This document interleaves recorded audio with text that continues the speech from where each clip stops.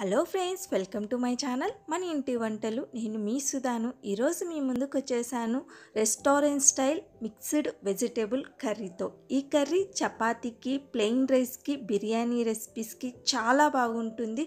చాలా సులభంగా చేసుకోవచ్చు. ఇప్పుడు ఎలా చేసుకోవాలో చూద్దాం పదండి.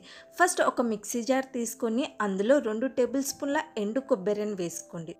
ఒక చిన్న సైజు ఉల్లిపాయ వేసుకోండి. ఇందులోనే 10 నుంచి 15 వరకు వెల్లుల్లి రెబ్బలు, 1 ఇంచు అల్లం వేసుకొని మెత్తగా బ్లెండ్ చేసుకోండి. కొద్దిగా నీళ్ళని వేసుకొని ఈ విధంగా మెత్తగా బ్లెండ్ చేసుకొని పక్కన పెట్టుకోండి. తర్వాత కూరగాయలన్నిటినీ ఫ్రై చేసుకోవడానికి స్టవ్ పైన ప్యాన్ పెట్టుకొని అందులో 4 టేబుల్ స్పూన్ల ఆయిల్ వేసుకోండి.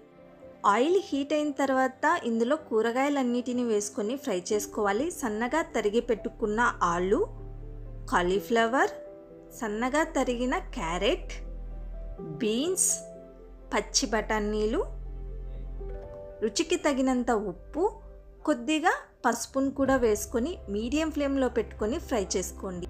ఈ విధంగా ముందుగానే కూరగాయలన్నిటినీ ఫ్రై చేసుకొని తర్వాత కర్రీలో వేసినట్లయితే కూరగాయలు చాలా రుచికరంగా ఉంటాయి. తినే కొద్దీ ఇంకా తినాలనిపిస్తాయి. కొద్దిగా లైట్గా కలర్ మారిన వెంటనే స్విచ్ ఆఫ్ చేసి పక్కన పెట్టుకోండి.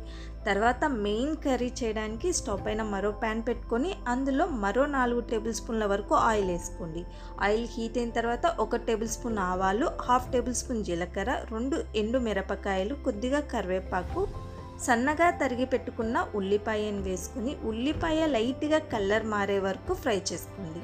ఉల్లిపాయ ఈ విధంగా కలర్ మారిన తర్వాత ఇందులో మనం ఆల్రెడీ గ్రైండ్ చేసి పెట్టుకున్న అల్లం, వెల్లుల్లి, ఎండు కొబ్బరి పేస్ట్ వేసుకొని ఒకసారి బాగా కలుపుకోండి. పచ్చివాసన పోయే వరకు మీడియం ఫ్లేమ్లో పెట్టుకొని కుక్ చేసుకోండి. తర్వాత ఇందులో 2 టమోటోలను సన్నగా కట్ చేసి వేసుకోండి. టమోటోలు పూర్తిగా మగ్గేంత వరకు మీడియం ఫ్లేమ్లో పెట్టుకొని కుక్ చేసుకోండి. చూడండి, టమోటోలు ఈ విధంగా పూర్తిగా మగ్గిన తర్వాత మరోసారి బాగా కలపండి. ఇప్పుడు ఇందులో స్పైసెస్ వేసుకోవాలి. మీ రుచికి తగినంత కారపొడిని వేసుకోండి. 2 టేబుల్ స్పూన్ల ధనియాల పొడి, 1/2 టేబుల్ స్పూన్ జీలకర్ర పొడి, 1 టేబుల్ స్పూన్ గరం మసాలా వేసుకొని మరోసారి బాగా కలపండి. మీకు మరీ డ్రైగా అనిపిస్తే ఇక్కడ కొద్దిగా నీళ్ళని వేసుకొని ఆయిల్ సపరేట్ అయ్యేంత వరకు కుక్ చేసుకోండి. తర్వాత రుచికి తగినంత ఉప్పును కూడా వేసుకొని మరోసారి బాగా కలపండి. ఇప్పుడు ఇందులో మనం ఆల్రెడీ ఫ్రై చేసి పెట్టుకున్న కూరగాయలన్నిటినీ వేసుకోవాలి. మసాలాలు మొత్తం కూరగాయలకి పట్టేలాగా ఒకసారి బాగా కలపండి. ఇలా మొత్తం కలిపిన తర్వాత మీకు ఎంతైతే గ్రేవీ కావాలనుకుంటున్నారో అన్ని నీళ్ళని పోసుకోండి. మరోసారి బాగా కలిపి మూత పెట్టేసి మీడియం ఫ్లేమ్లో పెట్టుకొని కూరగాయలు మెత్తగా ఉడికి గ్రేవీ చిక్కపడి ఆయిల్ మొత్తం సపరేట్ అయ్యేంత వరకు కుక్ చేసుకోండి.